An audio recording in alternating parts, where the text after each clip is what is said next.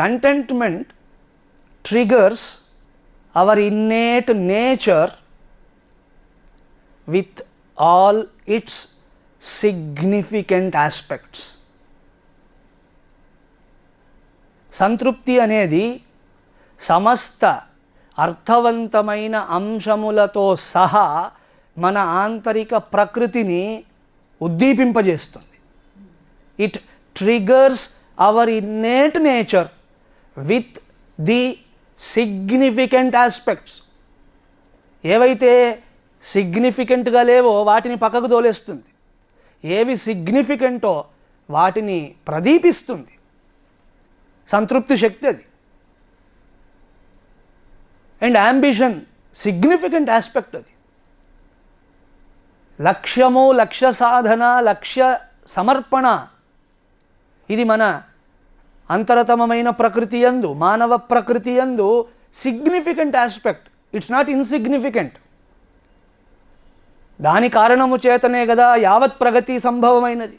Most significant aspect of human personality is ambition, and contentment triggers the inner nature along with all its significant aspects. Ambition being one of the significant aspects, contentment triggers it. లక్ష్యమును అది అర్థవంతముగా చేస్తుంది, లక్ష్యమునకు అర్థవంతమైన direction ఇస్తుంది. చూసుకోండి. అంతేగాని లక్ష్యమును suppress చేయదు, అణగద్రొక్కదు, నిగ్రహించదు.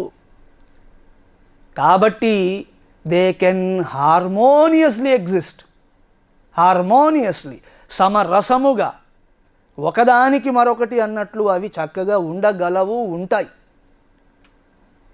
సంతృప్తి ఉండి లక్ష్యము అనే మాట వచ్చినదా, ఆ లక్ష్యంతో నువ్వు ఎదుగుతావు, నీ జీవితం బాగుపడుతుంది.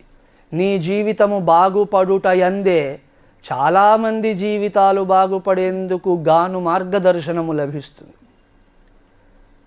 ఈ జ్యోతి తాను వెలుగుట యందే చుట్టుపక్క ఉన్న చీకటిని కూడా పోగొట్టేసింది. అలాంటి పరిస్థితి ఉంటుంది. అదే గనుక సంతృప్తి లేకుండా కేవలం యాంబిషన్ అని గనుక ఉంటే, ఆ యాంబిషన్ పేరుతో నిన్ను నీవు హర్ట్ చేసుకుంటావు, నిన్ను నీవు తగ్గించుకుంటావు, దుఃఖపెట్టుకుంటావు, నీ చుట్టూ ఉన్నవారికి దుఃఖాన్ని పంచుతావు, ఫైనల్గా సమాజాన్ని శోషింపజేస్తావు. ఏ సమాజమైతే నీ మనుగడకు సమస్తాన్ని అందిస్తూ ఉన్నదో అట్టి సమాజమును దోచుకుంటావు. ఇవాళ మనం ఎవరెవరిని అంబిషియస్ పీపుల్ అని అంటున్నామో వారు ఏదో ఒక విధముగా సమాజాన్ని శోషింపజేస్తున్నవారే. ఆ డబ్బంతా ఎక్కడిది, ఆ వైభవం అంతా ఎక్కడిది? సమాజం నుండి లాక్కున్నది. అది సమాజము ప్రేమతో ఇచ్చినది కాదు, సమాజము నుండి లాక్కున్నది. వారి జీవితంలో విలువలు పతనమైపోయినాయి. అవక తప్పదు. Pressure of ambition and no contentment, what can you do? లోభము బయలుదేరినదా ఉక్కు పాదం పెట్టి నీ నెత్తిన నిలబడి ఉన్నది. అది దాని ఒత్తిడి నువ్వు ఏమని తట్టుకుంటావు? స్లిప్పరీ స్లోప్లో ఆల్రెడీ కింద పడిపోయావు, ఎట్లా నిలబడతావు ఇప్పుడు? ఆ ప్రెషర్ని తట్టుకునేందుకు నువ్వు ఏ దారుణానికైనా ఒడిగట్టక తప్పదు. సరే, నువ్వు దారుణాలు చేస్తావా చేయవా అనేది ప్రశ్న కాదు. నీ హృదయంలో సుఖంగా ఉండలేవు, ఆనందంగా ఉండలేవు. ఏ శాంతిని పొందేందుకు నీ ఉపాధి ఉన్నదో దానిని పొందకుండానే పోతావు. ఇవన్నీ తయారవుతాయి.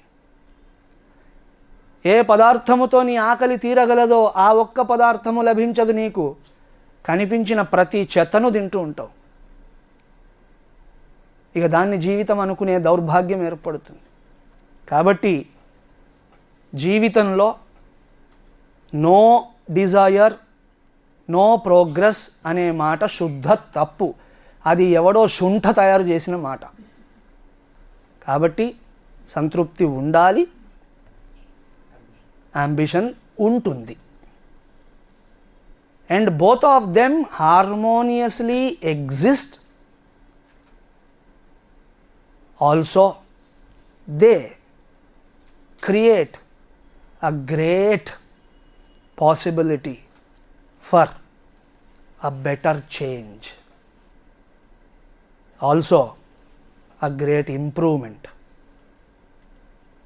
ఎప్పుడైతే సంతృప్తి లక్ష్యము అనేవి రెండు సమరసముగా మనలో ఉండగలవో, మన జీవితం, మన కర్మలు, మన ఆలోచనలు, మన ఊహలు, మన కల్పనలు సర్వము ఈ రెండింటి పట్ల ప్రవహిస్తాయో, అప్పుడు ఆ రెండు కలిసి they create a great possibility for a better change. Change తప్పదు. గుర్తున్నదా సిద్ధాంతం? మార్కస్ అరేలియస్ గారు ఏమన్నారు? చేంజ్ తప్పదు, కానీ ఆ చేంజ్ ఎలా ఉండాలో నీ చేతిలో ఉన్నది. వర్స్ట్ చేంజ్ అవ్వకూడదు, బెటర్ చేంజ్ అవ్వాలి. ఈ ambition as well as contentment చేతులు పట్టుకొని నడుస్తూ ఉన్నాయా ఈ రెండు? Possibility for better change. ఇక నువ్వు అడగవలసిన పని లేదు. నీ జీవితంలో విధాయకమైన మార్పు, శాంతి సుఖములను అనుగ్రహించగలిగిన మార్పు అది వచ్చి తీరుతుంది. అండ్ జీవితం ఇంప్రూవ్ అవుతుంది, ఆటోమేటిక్గా ఇంప్రూవ్ అవుతుంది. ఆర్థిక సుస్థిరత కూడా వస్తుంది. కావాలనుకున్న 4 వస్తువులు కూడా వస్తాయి. వాటిని నీవు చక్కగా అనుభవించగలుగుతావు. Not only needs, few wants are there in your life now. నీ జీవితంలో కొన్ని కోరికలు కూడా ఉంటాయి, ఎక్స్ట్రా టాపింగ్, అండ్ అవి నిన్ను సతాయించవు. The wants become a source for improvement. ఇది భారతీయుల దర్శనం. ఇలా లేకపోతే మాత్రం వ్యక్తి పతనం అవ్వక తప్పదు. అది లోభము విషయముగా మనం స్మరించవలసిన అంశం.